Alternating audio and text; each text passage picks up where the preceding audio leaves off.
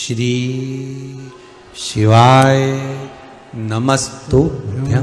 शिव महापुराण की कथा जिसके घर में चल रही है, जिसके टीवियों पर चल रही है, जिसके फेसबुक यूट्यूब पर चल रही है, जिसके मोबाइलों में चल रही है, घर में भले 5 मिनट शिव महापुराण की कथा चले, पर प्रतिदिन अपने मोबाइल को चालू कर 5 मिनट शिव पुराण चालू कर छोड़ दिया करो।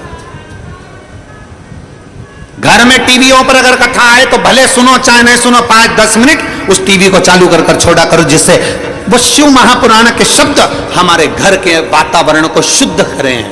आज तक दुनिया के लोग ये बेलपत्री को शंकर जी पे चढ़ाते थे, छोड़कर आ जाते थे। ये बेलपत्री शिव जी के मंदिर में पड़ी रहती थी, बाद में उठाकर निर्माल्य में चली जाती थी, निर्माल्य में से उठकर इधर पानी में चली जाती थी। आज दुनिया के लोगों ने इस बेलपत्री के महत्व को समझा।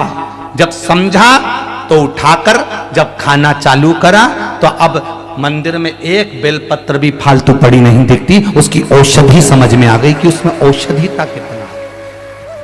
ठंडा नहीं कर रहा है, उसमें औषधिता कितना है। बोलो सही है कि गलत है? जब तक नहीं समझते थे बेलपत्री चढ़ाया और आ गए। अब तुम बेलपत्री चढ़ाते हो तो तुम्हारी बेलपत्री चढ़ी हुई देखकर दूसरी रुक जाती है, ये चढ़ाएगी, मैं उठाऊं। बोलो सही है कि गलत है? तुमने चढ़ाया, वो इंतजार करती है कि ये चढ़ा के हटेगी और मैं उठा के ले जाऊंगी। एक एक शंकर जी के मंदिर में बेलपत्री नहीं मिलती। महाराज भी परेशान है कि पहले तो मिल जाती थी तो धोखे चढ़ा देते थे, आज के जमाने में एक नहीं मिले, जो मिले लोग अपने घर वालों के लिए लेकर चले जाते हैं। और सिद्धता है शिव जी पे चढ़ी हुई बेलपत्र शुगर, बीपी, थायराइड, ऐसी कोई बीमारी हो, बड़ी से बड़ी बीमारी में भी अगर शंकर भगवान पे चढ़ी हुई बेलपत्र कुंडकेश्वर महादेव का नाम लेकर खाया जाए तो वो बीमारी हटना चालू हो जाती है। शिव तत्व समाया है।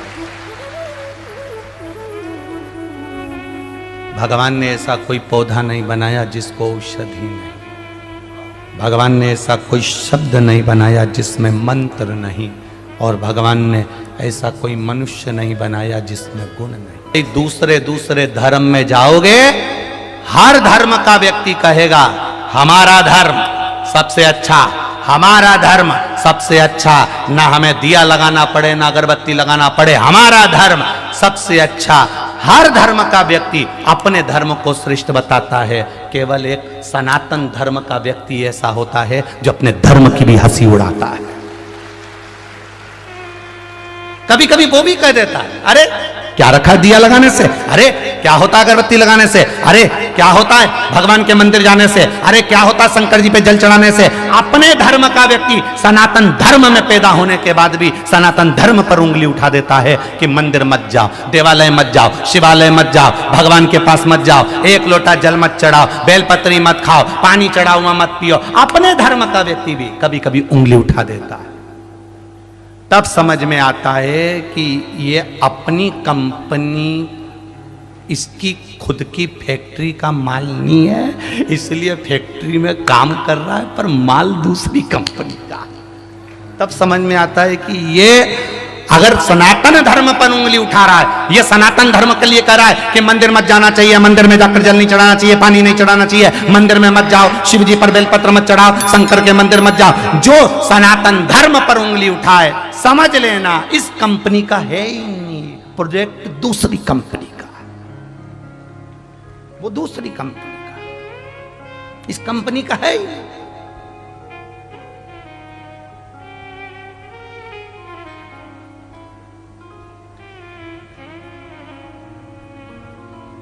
कितना भी छोरा गंदा हो, कितना भी बेटा बेकार हो, फिर भी माँ बाप होते हैं, माता पिता होते हैं। तुम्हारा बेटा तुम्हारे पाँव नहीं छूता, तुम्हारा बेटा तुम्हें प्रणाम नहीं करता, तुम्हारा बेटा तुम्हें नमन नहीं करता, तो तुम एक काम करना, अपनी पूरी मकान दुकान सब दूसरे को दे जाना। कर सकते हो ऐसा? अरे बोलो जम के, नहीं कर सकते। बेटा भले प्रणाम ना करे, बहू भले नमन ना करे, बेटा भले ना पूछे, बहू भले ना पूछे, फिर भी माता पिता मर जाएंगे और अपनी प्रॉपर्टी किसी दूसरे को नहीं, अपने बेटे और बहू को ही देकर जाएंगे, भले वो कैसा भी हो।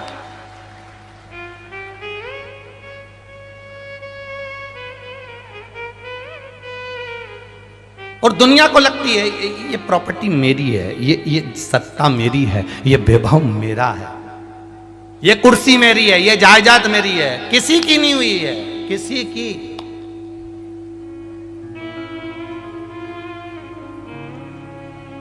किसी की नहीं। थोड़े दिन तुम्हारी है, थोड़े दिन बाद फिर किसी दूसरे की हो जाएगी, फिर तुम्हारी है, फिर किसी दूसरे की हो जाएगी। हमारा ब्रह्म है, हमको लगता है ये अपनी है, ये हमारा ब्रह्म है। नागपुर के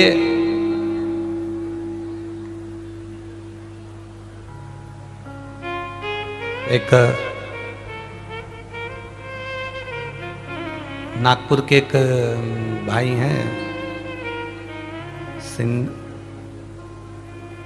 सिंघानिया करके हैं कोई, नागपुर के, जो गीता भवन के पास में रहते हैं।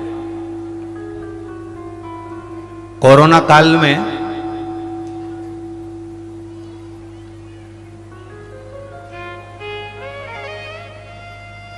उनका बेटा मर गया, बहू और बहू का बेटा है।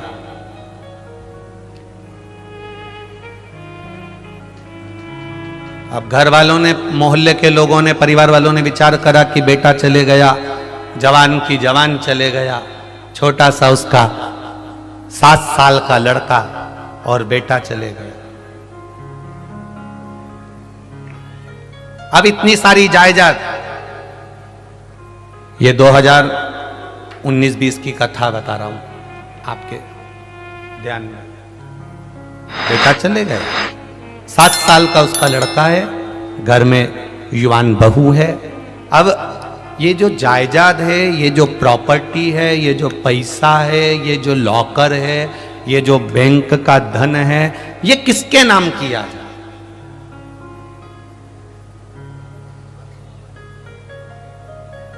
किसके नाम करें? तो परिवार वालों ने विचार करा अपने रिश्तेदारों से, तो रिश्तेदारों ने कहा देखो बहू अभी युवान है, हो सकता है किसी दूसरे से शादी कर ले और वहां चली जाए तो पूरी प्रॉपर्टी उसकी चली जाएगी, इसलिए एक काम करो, ये जायदाद, ये संपत्ति, ये वैभव, ये दौलत बेटे के नाम कर दो। 7 वर्ष का बेटा, 7 वर्ष के बेटे के नाम वो संपदा कर दी गई, वो दौलत कर दी गई।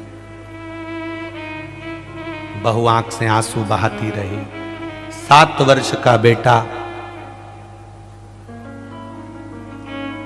19 में जिसका पिता चले गया, 21 में वो 7 वर्ष का बेटा बीमार पड़ गया, उसके लीवर में पीलिया हो गया और वो बेटा भी मर गया। जरा ध्यान देना, नागपुर की यह कथा है। बेटा मरा, संपदा किसके नाम करी जाए? उसके बेटे के नाम कर दो। परिवार वालों ने सोचा बहू युवान अवस्था में है, कहीं दूसरी शादी कर लेगी, चली जाएगी, धन चले जाएगा, बेबहू चले जाएगा, तो बेटे के नाम कर दिया। बेटा भी चले गया, अब संपदा किसके नाम करी जाए? अब प्रॉपर्टी किसके नाम करी जाए? अब जायदाद किसके नाम करी जाए?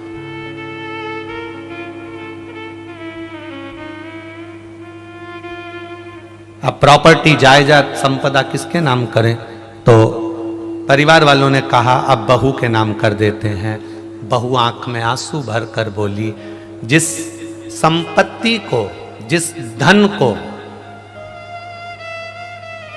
जो मेरे पति के नाम थी वो पति की नहीं हुई, जो संपत्ति, जो धन बेटे के नाम करा वो बेटे की नहीं हुई, तो वो संपत्ति, वो धन मेरी कैसे हो जाएगी? ये तो उसकी है जिसकी थी यहीं रह जाना। कभी एकांत में बैठना, अकेले में बैठना और विचार करना। थोड़ा एकांत में बैठकर, अकेले में बैठकर विचार करिएगा कि जिस मकान में तुम रहते हो, जिस जमीन पर तुम रहते हो, ये जमीन, ये मकान पहले किसका था, किसका था, और पता करना कि इससे पहले किसका था। जमीन कहीं नहीं गई, इंसान जाते चले गया, इंसान जाता चले गया।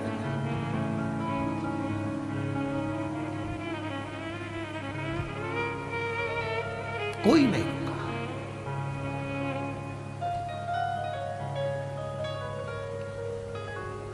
मनुष्य चला गया, जमीन वही है, प्रॉपर्टी वही है, सत्ता वही है, वैभव वही है, धन वही है। इसलिए इस शरीर के मनुष्य द्वारा 10 पुण्य बताए गए। कितने पुण्य है? जम के बोलो जरा। 10 पुण्य। इस मनुष्य के द्वारा 10 पुण्य है जो शिव महापुराण की कथा कहती है, एकांतेश्वर महादेव की कथा कहती है। मनुष्य को अपने जीवन के 10 पुण्य का स्मरण करना चाहिए। 4 पुण्य, 4 पुण्य मनुष्य की सुंदर आनंदमय वाणी के हैं। 4 पुण्य। और 3 पुण्य मनुष्य के शरीर द्वारा होते हैं और 3 पुण्य मनुष्य के मन द्वारा होते हैं।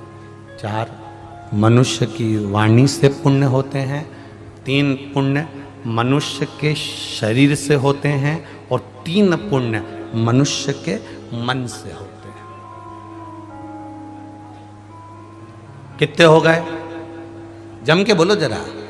10 पुण्य हैं, उसमें 3 पुण्य है मनुष्य के शरीर से जो होते हैं।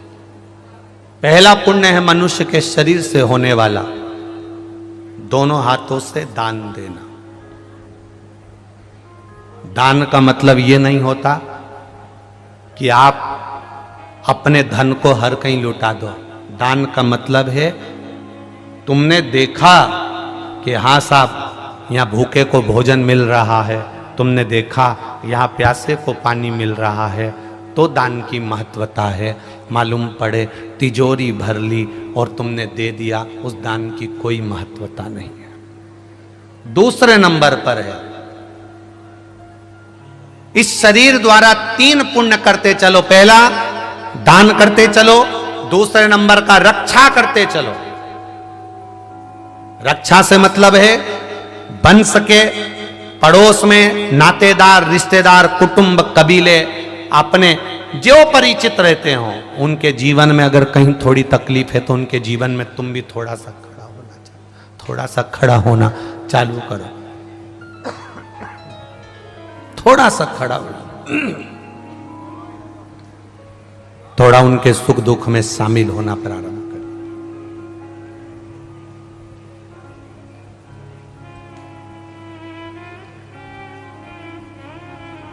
तीसरा पुण्य हमारे जीवन में हम इस शरीर के द्वारा सेवा करो। यहां पर इतने लोग कथा श्रवण करने आए हो, आपसे निवेदन है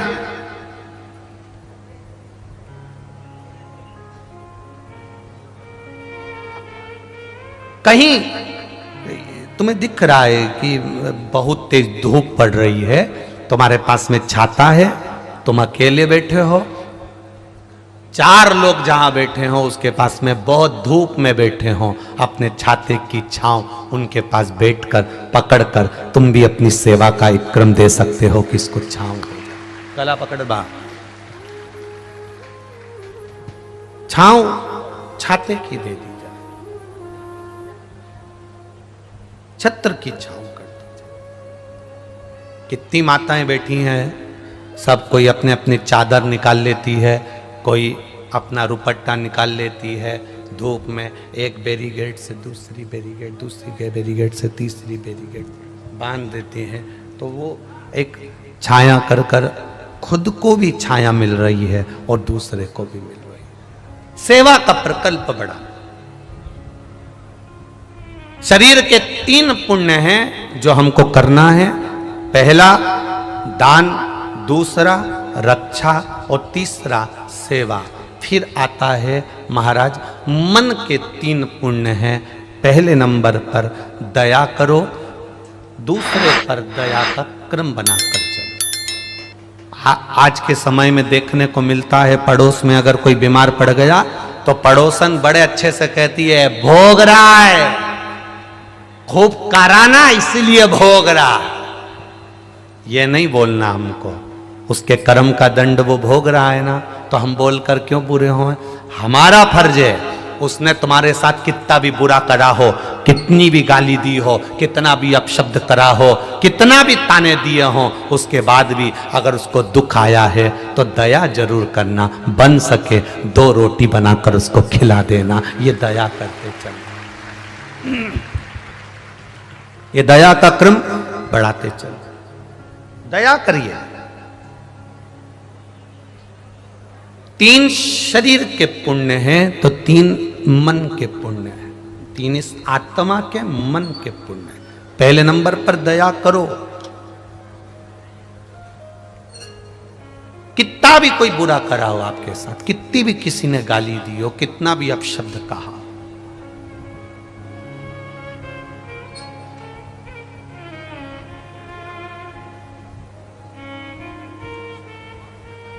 दया छोड़ना नहीं है। कई लोग तो दया को भी बांट लेते हैं। तूने मुझे जगह दी थी क्या जो मैं तुझको 1 गिलास पानी दूं? काय को दूं? नहीं देना, जा। तू तेरी गाड़ी में मेरे को लेकर गई थी कथा सुनने, बस तो फिर आज से तो तू बस मेरे से बात ही मत कर। अब मालूम पड़े उसको थोड़ा सा दिक्कत आ गई, तकलीफ आ गया, कष्ट आ गया, तू अपनी गाड़ी से जा रही थी, उसकी गाड़ी खराब हो गई, दया दिखा दो। वो नी लगई ना बिठा के, कोई बात नहीं। उसने नी बिठाया ना, कोई बात नहीं। उसने आड़ा टेढ़ा कह दिया ना, कोई बात नहीं। अपन अपना फर्ज क्यों छोड़, अपन अपना कर्म क्यों छोड़? मत बुरे कर्म कर बंदे वरना पछताएगा, भगवान की आंखों से तू बच नहीं पाएगा, तू बच नहीं पाएगा। अरे ओ अज्ञानी मत कर नादानी, अरे ओ अज्ञानी मत कर नादानी। अपना फर्ज अदा करते चलो, अपना कर्म करते चलो। अपना फर्ज जब हम अदा करते चलेंगे तो फिर दिक्कत नहीं। दया कभी मत छोड़ो। जिंदगी में सब कुछ छूट जाए, दया मत छोड़ो। उसने जिंदगी में कितना भी बुरा करा है करने दो। उसने तुम्हें धोखा दे दिया, दे देने दो। उसने तुम्हें गाली बक दी, बक देने दो। उसके कर्म का दंड वो भोग लेगा। अपन अपना कर्म बुरा मत कर, बुरा नहीं करिए। मन का दूसरा पुण्य है लोभ का त्याग करना। लोभ से परित हो जाओ।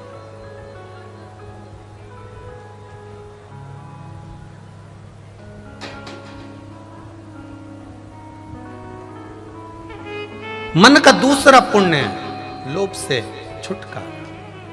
और मन का तीसरा पुण्य है श्रद्धा रखना। आपका भीतर श्रद्धा ही नहीं है और आप मंदिर में जाकर बैठ गए, विश्वास ही नहीं है, मंदिर में जाकर बैठ गए तो उसका कोई फायदा नहीं, कोई लाभ नहीं। अगर आपकी श्रद्धा, आपका विश्वास प्रबल है तो परमात्मा को भी मिलने में देरी नहीं लगेगी। ध्यान देना। तुमरुका जी पार्वती जी को ज्ञान उपदेश देते हैं। एक बार तुमरुका जी आ गए कैलाश पर और माता पार्वती जी बैठी हुई थी और पार्वती जी भगवान शंकर की पूजन कर रही थी, शिवलिंग की पूजन। कई लोग कहते हैं क्या पार्वती जी ने, जब पार्वती जी कुंवारी थी तब शिवलिंग की पूजन करी थी, शादी होने के बाद पार्वती जी ने शंकर जी के शिवलिंग का पूजन नहीं करा? नहीं महाराज, शिव महापुराण की कथा कहती है, लिंग पुराण की कथा कहती है, पार्वती जी कुंवारी थी तब भी शिवलिंग का पूजन करती थी, और पार्वती जी का मंगल विवाह हो गया, उसके बाद भी एकांत में शिवलिंग बनाकर माता पार्वती जी उसका पूजन करती थी। एकांतेश्वर महादेव, दिखावे से दूर, दिखावे से दूर। तुम मंदिर में गई, हाथ से कपड़ा ले गई, पोछा लगा रही हो, और तुम सोचो कि मुझे 4 लोग देखें कि मैं मंदिर में पोछा लगा रही हूं, मैं मंदिर में झाड़ू लगा रही हूं, मैं सेवा करती हूं, मैं मंदिर में आती हूं, आरती करती हूं, मैं मंदिर संभालती हूं, मैं मंदिर में आकर अगर झाड़ू नहीं लगाऊं तो कोई नहीं लगाएगा, मैं मंदिर में आकर पोछा नहीं लगाऊं तो कोई नहीं लगाएगा। ये भ्रम है हमारा, इस भ्रम में हम जी रहे, ये भ्रम है हमारा।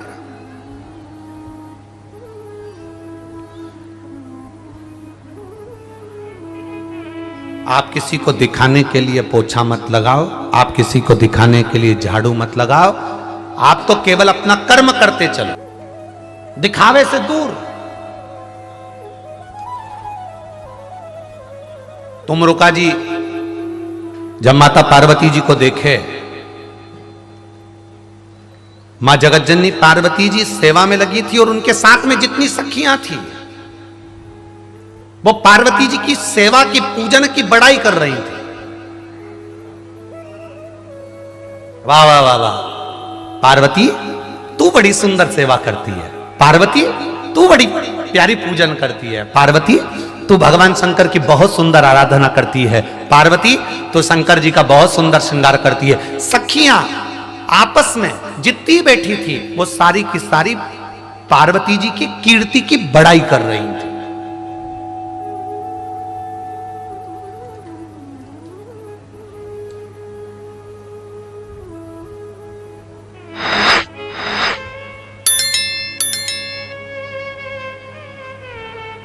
महाराज मंदिर में बैठकर आप एक दूसरे की बड़ाई कभी मत करना।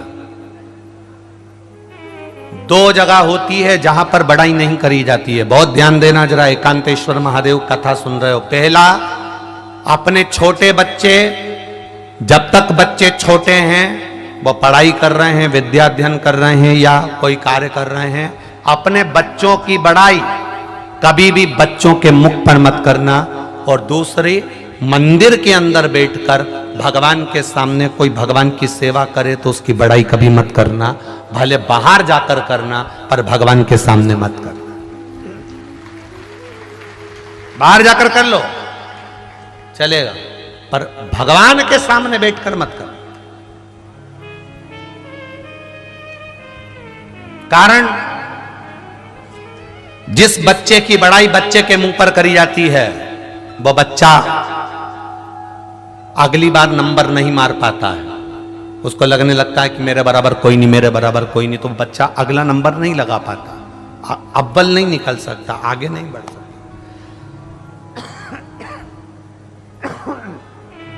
वो बच्चा अग्रण्य नहीं हो पाता।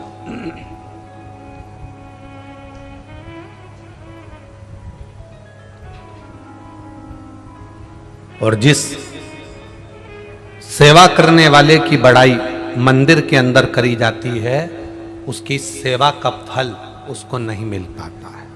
दोनों से परिणित हो जाओ, दोनों से दूर। मंदिर जाओ, 1 लोटा जल चढ़ाओ, भगवान शंकर का गुणगान करो, भगवान शिव का भजन करो, शंकर के मंदिर में जाओ, आराधना करो, पूजन करो, अर्चना करो, पर कोई तुम्हारी बड़ाई करे, वाह वाह जी तू आती है तो भजन में आनंद आ जाता है, तू आती है ना अच्छा लगता है, तू आती है ना तो भजन अच्छा लगता है, तू आती है ना तो 4 लोग भजन करने लगते, तू आती है ना इसलिए इतने लोग आ जाते हैं। कनक, काया और कीर्ति, इन चीजों से ये तलवार की नोक है, ये इससे थोड़ा दूर रहेंगे। जितनी तुम्हारी कीर्ति की बड़ाइयां होती जाती है उतना दुख तुम परमात्मा से दूर होते चले जाते, उतनी तकलीफें आती चली जाती। दूर रहो, अपनी प्रशंसा से दूर रहो।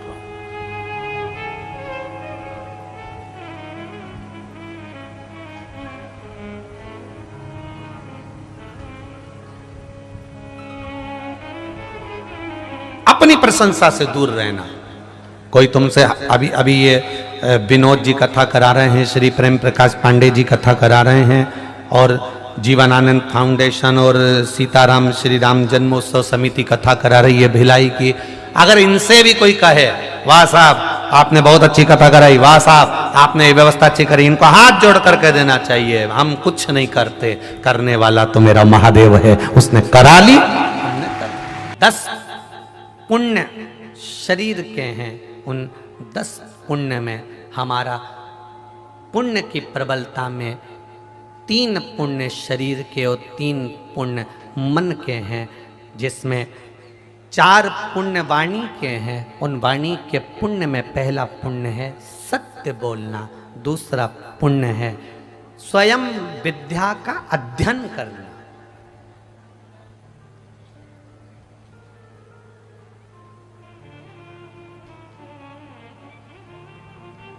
अच्छा एक बात आपसे पूछें, बहुत सरलता में बोलिएगा रे भिलाई वालों, तुमको मालूम है ये मूर्ख है,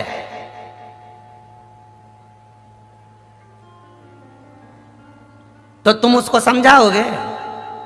अरे बोलो तो जम के। क्यों नहीं समझाओगे? इसलिए नहीं समझाओगे क्योंकि मूर्ख से माथा भिड़ाओगे तो तुम उससे बड़े, अरे बोलो जम के बोलो जरा, उससे बड़े मूर्ख हो।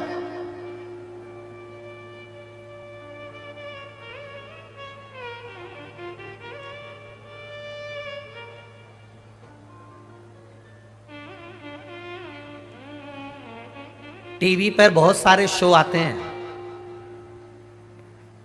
टीवी पे बहुत सारे शो आते हैं,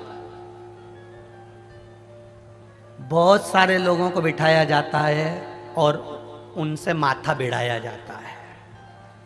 अब मालूम है तुमको कि ये मूर्ख है, तो क्यों चिल्ला चिल्ला के उनको बताओ कि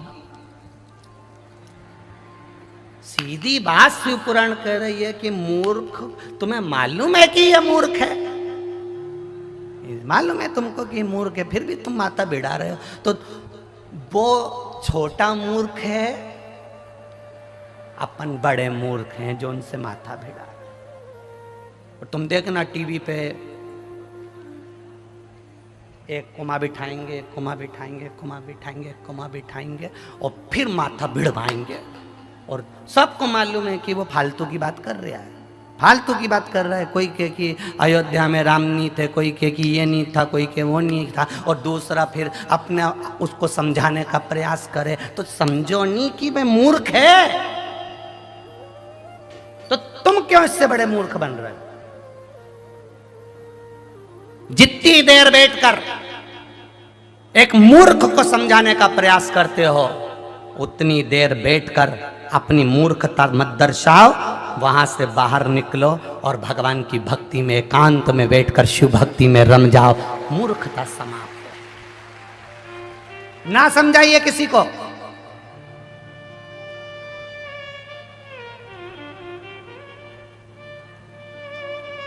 समझाया उसको जाता है जिसके भीतर विश्वास और श्रद्धा जड़ी होती चली। पुण्य में से वाणी के 4 पुण्य हैं, जिसमें से सत्य, स्वाध्याय, प्रियवाणी और हितकर वाणी। तुमरुका जी ने माता पार्वती को जब सेवा करते हुए देखा, तुमरुका जी ने माता पार्वती को जब पूजन करते हुए देखा, तब तुमरुका जी ने माता पार्वती को जब पूजन कर रही और उनके पास में बैठी हुई सखियां उनकी तारीफ कर रही,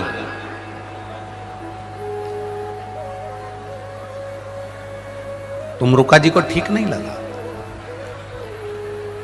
और तुमरुका जी प्रणाम कर कर, नमन कर कर, दंडवत कर कर, साष्टांग कर कर वहां से चल दिए। ध्यान देना जरा कथा पर, जब तुमरुका जी वहां से चले गए तब माता पार्वती के मन में एक भाव जागृत हुआ कि आखिर तुमरुका जी यहाँ से प्रणाम कर कर, दंडवत कर कर, नमन कर कर चले क्यों गए, जरा मालूम तो करूं मैं। आप आए नहीं, सुबह हो गई, मेरी पूजा की थाली धरी की धरी रहे। आखिर क्यों, किस लिए, किस कारण? कभी कभी आप भी विचार करा करो। पशुपति व्रत करे आपने, शंकर भगवान को एक लोटा जल चढ़ाया, रोज भगवान से प्रार्थना करी, फिर भी भगवान हमारी क्यों नहीं सुनता? आखिर गलती क्या हो रही है? ऐसी कौन सी गलती है जो बाबा हमारी सुन नहीं रहा? आपको मालूम पड़ेगा कि कहीं मंदिर में हमारी कोई, हमारे भगवान के सामने हमारी प्रशंसा तो नहीं कर रहा,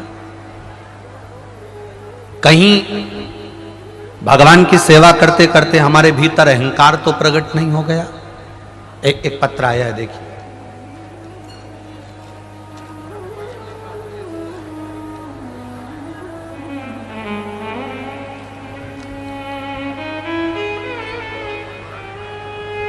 सुषमा बोरीकर,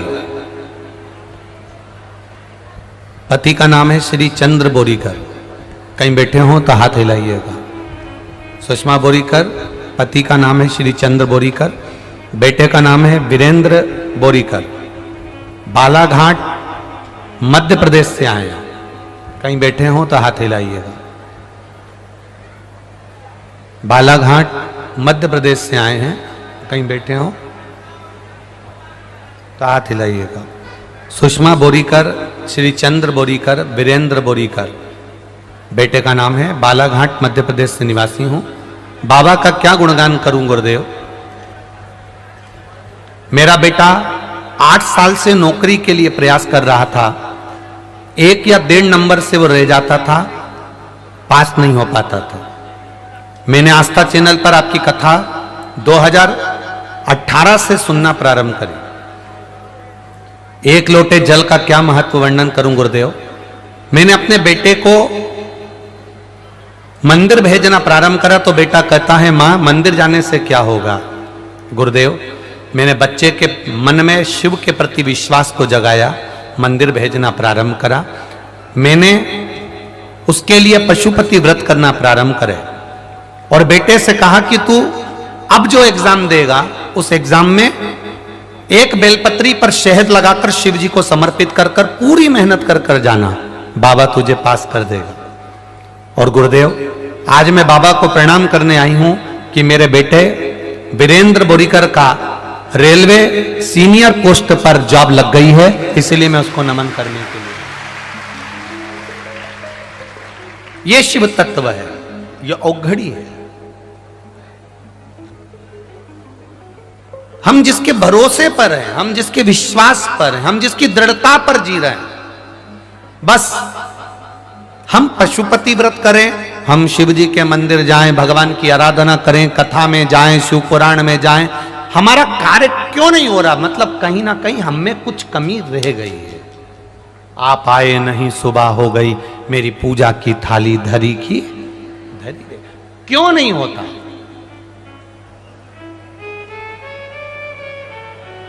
ये जितने पत्र हैं, ढेर सारे पत्र हैं, नीचे भी भरे हुए हैं, ये भी रखे हैं, ये भी रखे हैं। अगर हम ज़्यादा पत्र पढ़ेंगे तो लोगों को लगेगा कि गुरुजी पत्र ही पत्र पढ़ते रहते हैं, कथा नहीं कहते। इसलिए जितने पत्र हैं ये यहीं भिलाई में रहेंगे, इनमें मोबाइल नंबर भी रहेगा, इन पत्रों में एड्रेस भी रहेगा। आप आराम से विश्वास देखिए शंकर जी के चरणों के प्रति कि भगवान ने केवल 1 लोटा जल चढ़ाने से क्या क्या दिया है और कैसा कैसा दिया है, ये पत्रों में लिखा। पढ़ो उनको बैठकर, कभी मौका लग जाए तो बैठो पढ़ो।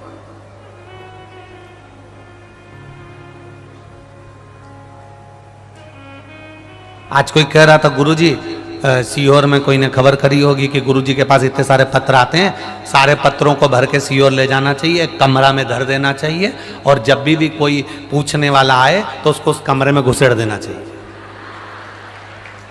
कि पढ़ते रहो तुम आराम से, उस पत्र को पढ़ो। तुम्हारा क्या विचार है रे भिलाई वालों? सही है? बस तो फिर ऐसे ही करा करें, है ना? सारे पत्रों को इकट्ठा कर लिया करे 7 दिन का और एक कमरा में ढेर सारा ले जाके धर दें। जैसे पहले लोग राम नाम शिव नाम बहुत सारे भरते थे, वो कमरे में बैंक तैयार करते थे, पत्रों की बैंक तैयार कर देते हैं। पत्र ही पत्र, जिसमें तुम्हारा विश्वास जुड़ा है, जिसमें तुम्हारा भरोसा जुड़ा है, जिसमें तुम्हारी दृढ़ता जुड़ी। किसी के 8 साल, किसी के 14 साल, किसी के 22 साल शादी के हो गए, संतान बाबा ने दी। उसके भीतर कितना विश्वास होगा, उसके भीतर कितनी दृढ़ता होगी, कितना भरोसा होगा, जरा विचार करिएगा।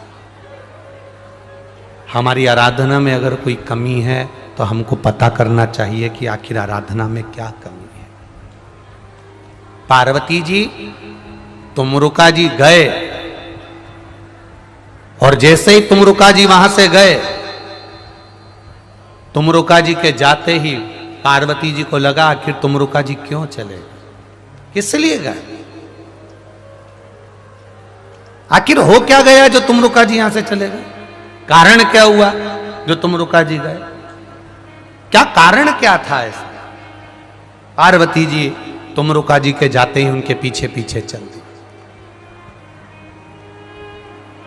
पार्वती जी पीछे पीछे गईं और माता पार्वती जी ने जाकर जो तुमरुका जी जा रहे थे उनको रोका, उनको रोका। तुमरुका, ए तुमरुका जी जरा रुकिए, तुमरुका जी जरा रुको। तुमरुका जी रुके और जैसे ही तुमरुका जी रुके, रुकते से ही माता पार्वती जी ने पहला प्रश्न तुमरुका जी के सामने कर दिया कि तुमरुका जी ऐसी कौन सी बात है जिसको तुम देखकर मेरी पूजन में, मेरी आराधना में, मेरी अर्चना को देखने के बाद भी आप मेरे पास रुके नहीं और प्रणाम कर कर, दंडवत कर कर, साष्टांग कर कर चल दिए। आखिर ऐसी आराधना, ऐसी भजन कीर्तन स्मरण, आप तो पूजन करते हुए अगर किसी को देखते हो, शंकर जी की आराधना करते हुए देखते हो, शंकर की भक्ति में डूबते हुए देखते हो, तो तुमरुका जी आप रुक जाते हो। पर आप आज रुके क्यों नहीं?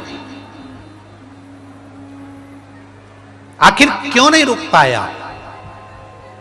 तुमरुका जी ने कहा, बस मां, हे माता पार्वती जी, आप शिव जी को प्राप्त को तो कर ली हो, पर शंकर जी के विश्वास को जीत नहीं पाई।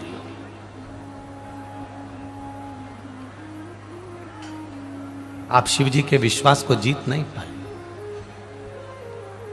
आपने प्राप्त जरूर कर लिया पर शंकर के विश्वास को नहीं जीता। तो हम पार्वती जी ने कहा, ऐसे कैसे कह सकते हो कि मैंने विश्वास को नहीं जीता? मां, आप शिव जी की जब आराधना कर रही थी ना, मंदिर में जब पूजन कर रही थी, एकांतेश्वर महादेव का निर्माण कर कर अपनी सहेलियों के साथ पूजन कर रही हो, तब सखियां आपकी कीर्ति की बखान कर रही। और जिस मंदिर में, जिस देवालय में, जिस पूजन में आपकी कीर्ति का बखान हो, सेवा का फल नहीं मिलता। जब आप माताएं भजन करने बैठो ना, और जब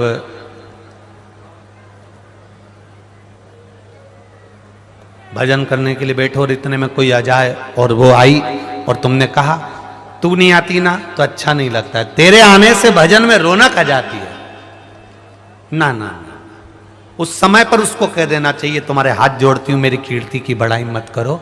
मैं भजन गाऊंगी ना तो उसका फल मुझे नहीं मिलेगा। मैं यहां से चली जाऊं तब तुम बड़ाई करना, चल जाएगा। पर भगवान के भजन में मेरे सम्मुख में कीर्ति की बड़ाई नहीं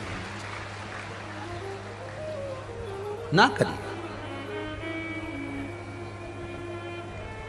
दुनिया का पहला दूल्हा थे देवाधिदेव महादेव। दुनिया के पहले दूल्हे भगवान देवाधिदेव महादेव थे, जिस दूल्हे की बड़ाई एक ने भी नहीं करी। ये दुनिया का पहला दूल्हा था।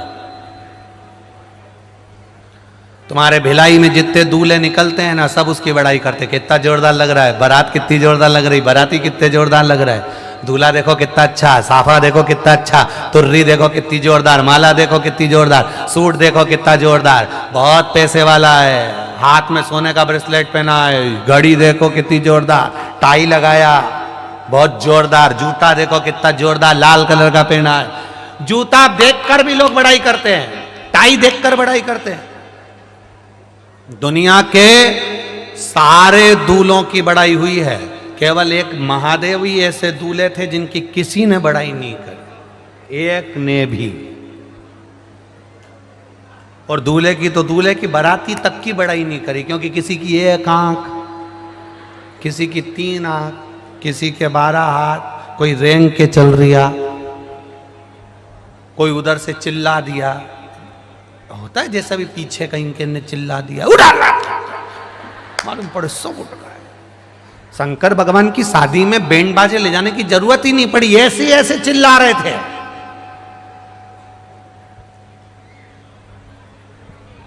ऐसा ऐसा चिल्ला, बारात कहां से ले जाए।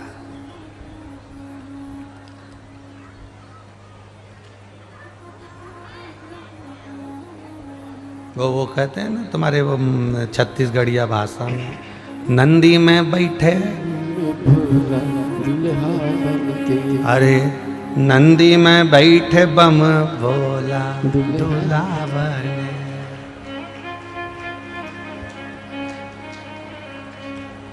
नंदी में बैठे बोला दूल्हा बने, बस वही हाल। कौन चिल्ला रहा, कैसा चिल्ला रहा? पहला दूल्हा जिसकी तारीफ ही नहीं हो रही।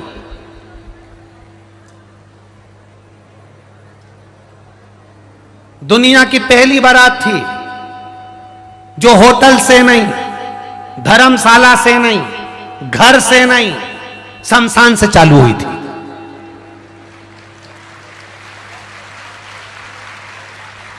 भिलाई में ऐसी कोई बारात निकली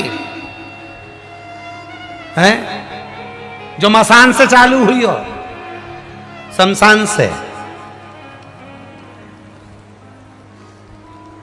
इंतजार करते रहे। भगवान विष्णु ने, भगवान ब्रह्मा जी ने भी कहा भगवान शंकर से, चलो बारात का मुहूर्त निकल रहा है, चलो जल्दी चलो, बारात लेकर चलो। शंकर भगवान बोले अभी हमारा मुहूर्त नहीं आया। नहीं गए। जब 3 दिन निकल गए, कहीं का मरा, उसको कंधे पे जब मुर्दा आया और उसमें आग लग गई, राख तैयार हो गई, पाउडर का डब्बा इकट्ठा हो गया, पौध पुता के, भस्मी रमा के, और जब चले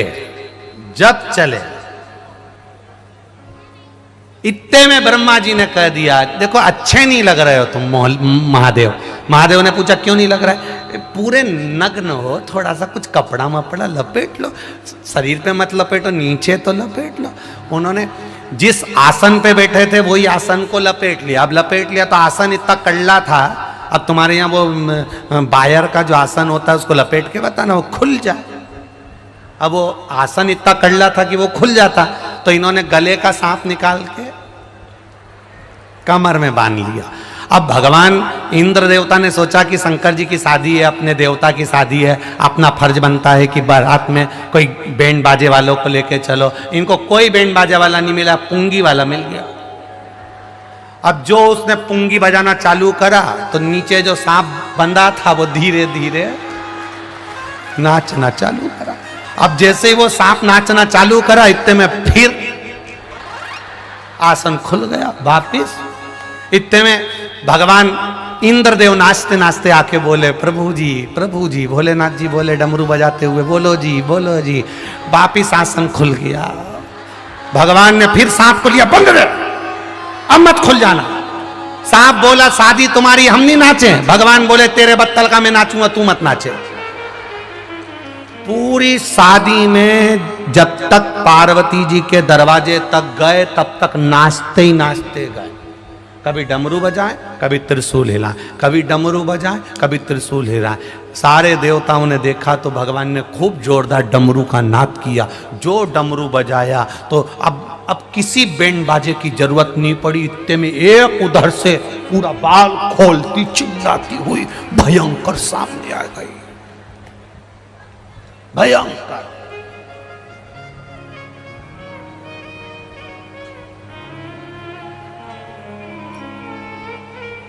वो तो बहुत सारी ऐसी कथाएं होती हैं जिनमें बहुत सारे लोग बाल खोल के आ जाते हैं। पहले शिव पुराण में भी लोगों ने ये नया नाटक चालू कर दिया था। फिर हमने देखा कुछ नहीं होता। जिसको आगे आना है ना वो मही से चिल्लाती है, देवी जी आई, देवी जी आई, और सबने रास्ता दे दिया ने वो आगे आके बैठ गई। देवी जी गायब हो गई, गायब।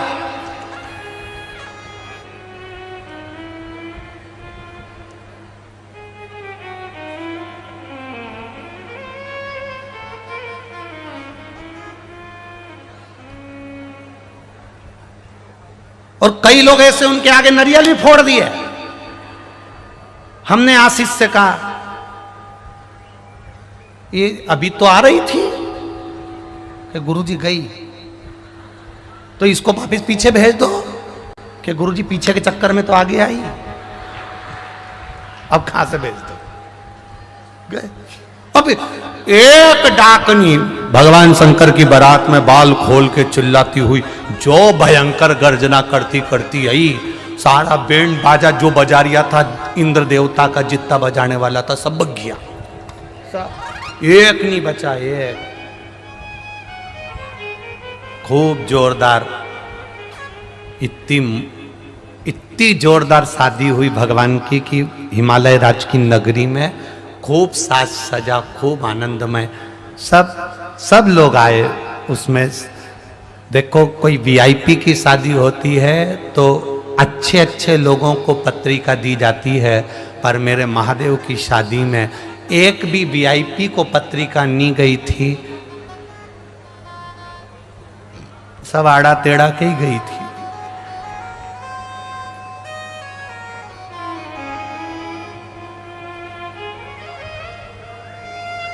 इसलिए शिव जी की कथा में भी कोई वीआईपी नहीं होता। शंकर की कथा में भी सब आड़ा टेढ़ा ही होता, कोई वीआईपी नहीं। जो ज्यादा वीआईपी बन के आता है ना उनको तो आसन भी नहीं मिलता यार। ये शिव की कथा है। जो ज्यादा बढ़िया जोरदार ने पल्ला पल्लू लई ने 2-4 पिन मिन टोच के आए और फिर ऐसा इधर ऐसा यूज करके आ गए तो कोई जगह ही नहीं मिले यहाँ। और एक बार वो तैयार होके आ जाए ना शिव पुराण में और 2-4 बार आसपास वाली ने इधर खींचा उधर खींचा, तीसरी बार कहते मैं नहीं जाऊंगी दादा, अपने बस की बात नहीं है भिलाई में कथा सुनना, अपने बस की बात। तो यहाँ जो आए वो शंकर का भगत है। यहाँ कोई वीआईपी नहीं आए, यहाँ तो सब शिव के गण आते हैं शंकर की भक्ति करने। कोई मतलब इतना बैठा हो, इतने तुम बैठे हो, एक भी ईमानदारी से बोल दो कि अच्छे से बैठे हो। एक का पाँव एक के पाँव पे, एक का पाँव एक के पाँव पे, कभी इधर से भजन दबे, कभी इधर से भजन दबे, कहीं इधर से कोई कोनी मारे, कोई नाचने उड़ गई तो 2-4 उंगली तोड़ मारी। भगवान पूरा और बच्चे कुचे थे तो झोले में डमरू लिया है, ऐसा लगे सारा मदारी होने ही आ गए। और मालूम पड़े बीच बीच में ये चिल्ला दे बोल बम का नारा है, और चलती कथा में बीच में चिल्ला रहे, कहीं कुछ कर रहे, कहीं इधर वाली धीरे से टॉफी निकाल के दे दिखा ले, कथा कथा। वो फिर घर गई और घर पे जाके बोली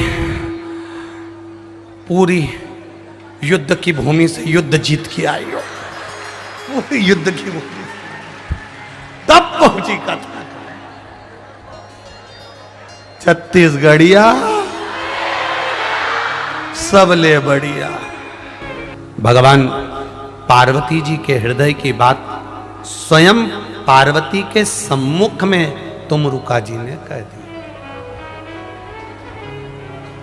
एक बात अपने जीवन में उतारिएगा, जब विषम परिस्थिति में फंसे हुए हो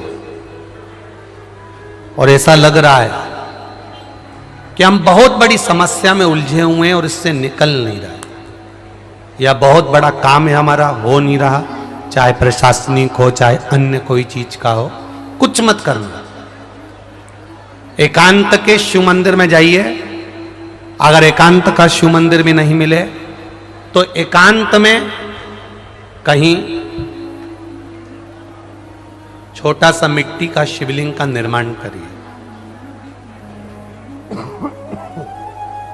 पार्थिव शिवलिंग का निर्माण करिए, पर करना एकांत में, घर के बाहर किसी एकांत में शिवलिंग का निर्माण कर लो। या तो एकांतेश्वर महादेव पर चले जाओ, कोई एकांत में शिव मंदिर हो वहां, या कहीं एक पार्थिव शिवलिंग का निर्माण कर लो, छोटा सा। एक बेलपत्र, बहुत ध्यान से सुनना, एकांतेश्वर महादेव का ये वृतांत। जब किसी विषम परिस्थिति में उलझे हुए हो, बहुत बड़ी समस्या सामने आकर खड़ी हो गई है, सबके हाथ जोड़ लिए, सबसे निवेदन कर लिया कि हमारा ये काम कर दो, नहीं हो रहा, सब दूर से मेहनत कर ली है, परिश्रम कर लिया है, परिश्रम तब भी जारी रखना। एक बेलपत्र, एक चावल का दाना, एक सफेद पुष्प, एक शमी का पत्ता, एक छोटी सी दुर्वा। दुर्वा जानते हो सब लोग, जो जमीन पे दूब लगी रहती है, दुर्वा, दूब, दुर्वा, एक दुर्वा। वो दुर्वा में बस, दुर्वा में वो जो दुर्वा होती है, कोई कोई दुर्वा एक डंडी की होती है। दुर्वा में बस इतना ध्यान रखना कि दुर्वा एक रहे और उसमें से 2 पत्तियां निकली हुई है। देखिए ना आप लोगों ने, पहले बोलो, जम के बोलो, देखा है ना? दुर्वा एक हो और 2 पत्ती की हो, एक ही कहलाएगी। 2 पत्ती निकली हुई दुर्वा, एक श्वेत पुष्प, शमी का पत्ता, बेलपत्र, चावल का एक दाना।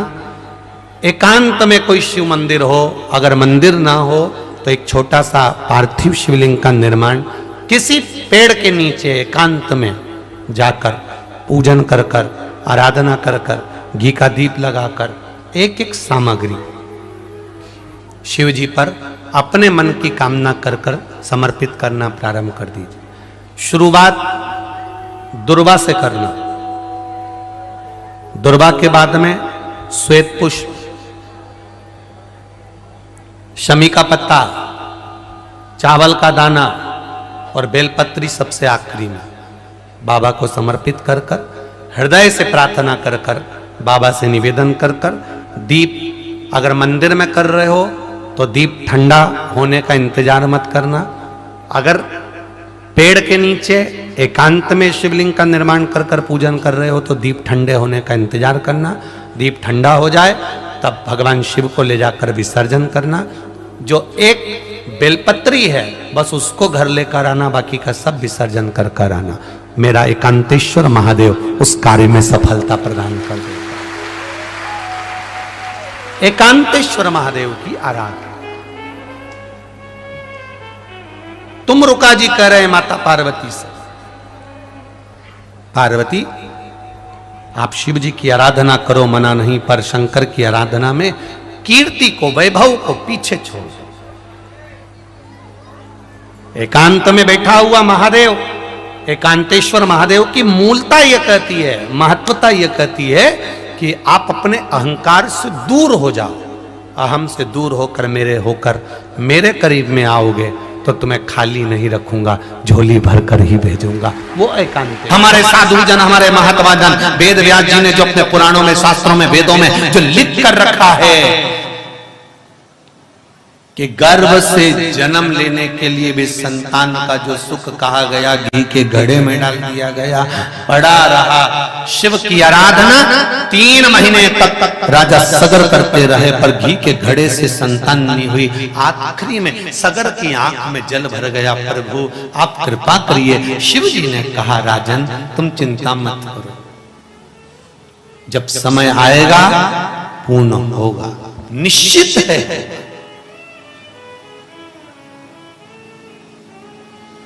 मेरे भोले तेरा सहारा है, मेरे भोले तेरा सहारा है, मेरी नैया का तो किनारा है, मेरी नैया का तो किनारा है।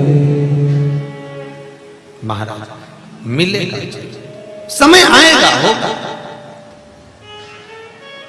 प्राप्त होगा, ये निश्चित है।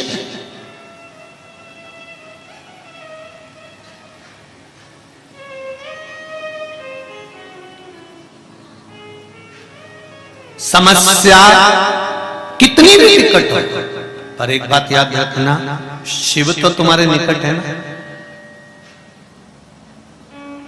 कितने लोग हैं जो शंकर जी के मंदिर में 1 लोटा जल चढ़ाने जाते हैं? अगर हाथ उठाओ, सब जाते हो? रखिए, जाना चाहिए प्रतिदिन, उसका द्वार न छूटे। शंकर की भक्ति में, शिव के स्मरण में जाना चाहिए। कुछ कहना चाहती हो? दे जरा माइक में।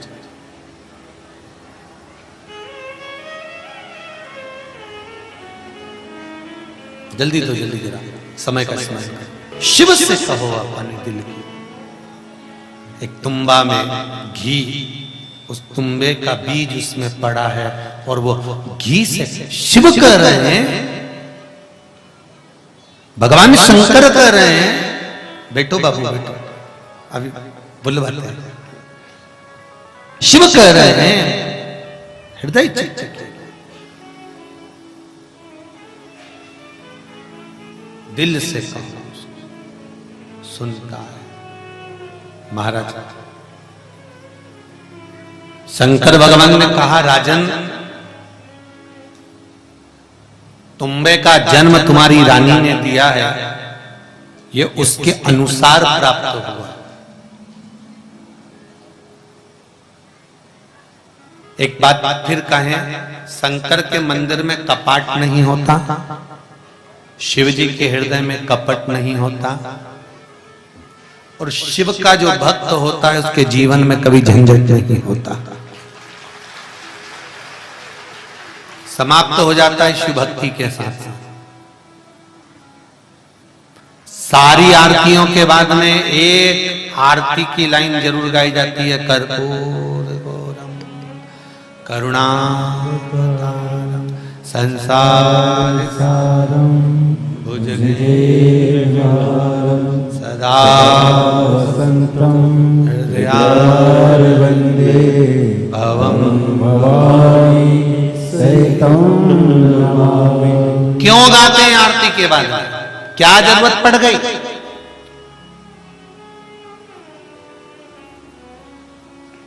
सब आरती के बाद में एक लाइन जरूर गाएंगे।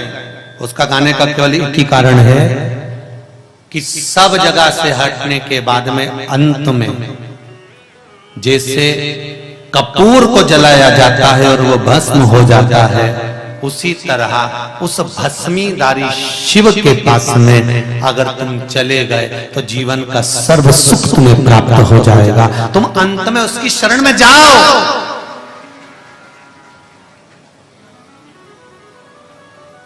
अंत बिंदु है उसकी चरणारविंद, अंत बिंदु है उसकी शरण। आप जिस जगह पर कथा सुन रहे हो, जहां सुन रहे हो आस्था चैनल पर, आपके नजदीक में जो मंदिर हो उसकी चरणारविंद में जाते रहो, सुनेगा, पक्का निश्चित सुनता जाएगा।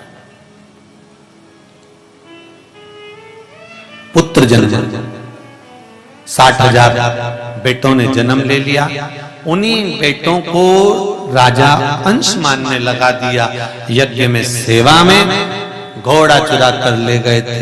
इंद्र अश्वमेध यज्ञ का कपिल बाबा के आश्रम में बांध दिया था।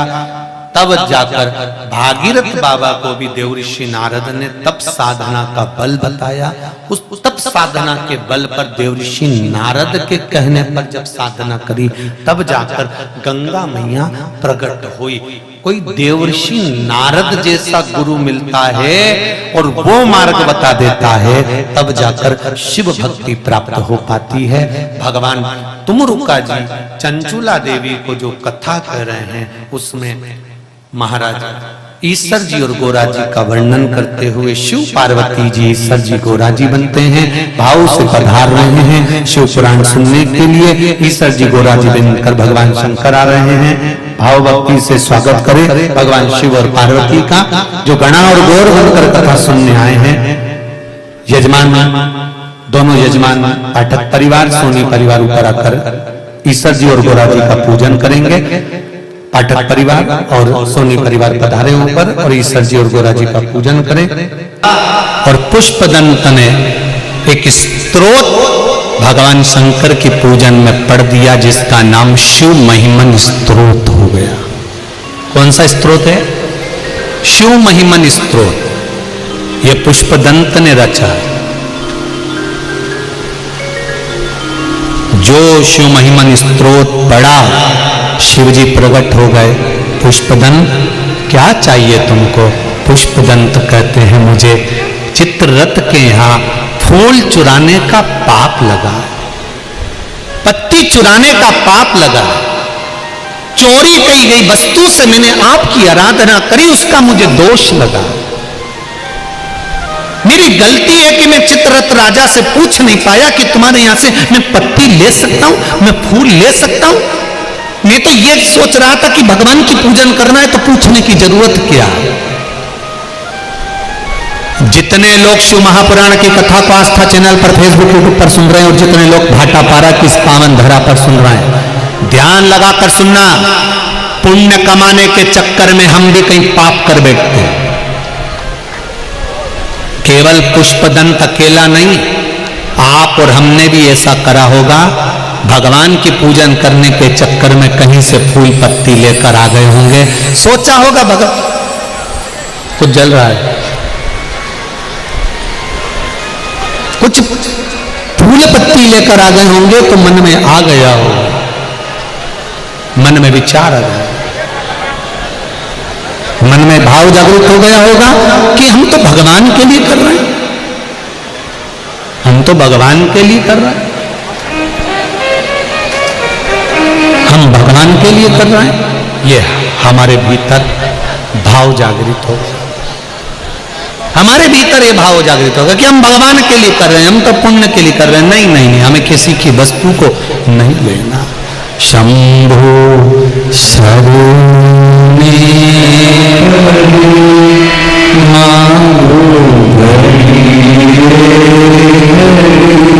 दुख दया करी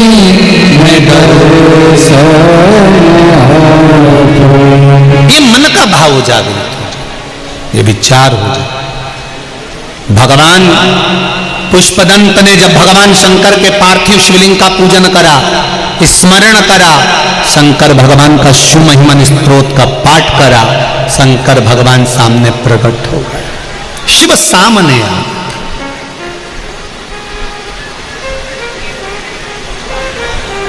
फिर कहूंगा सारी समस्या का हल, जरा जम के बोलो, सारी समस्या का हल।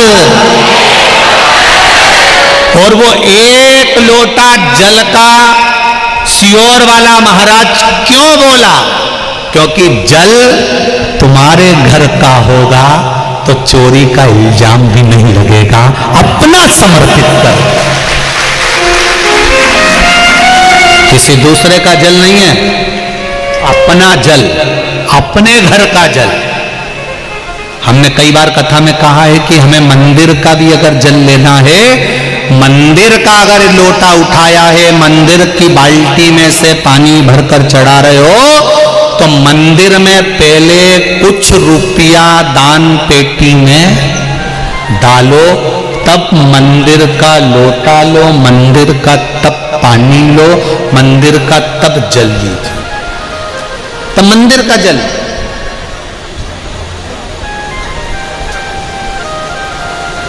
तब मंदिर का पानी लो, तब मंदिर का लोटा लो,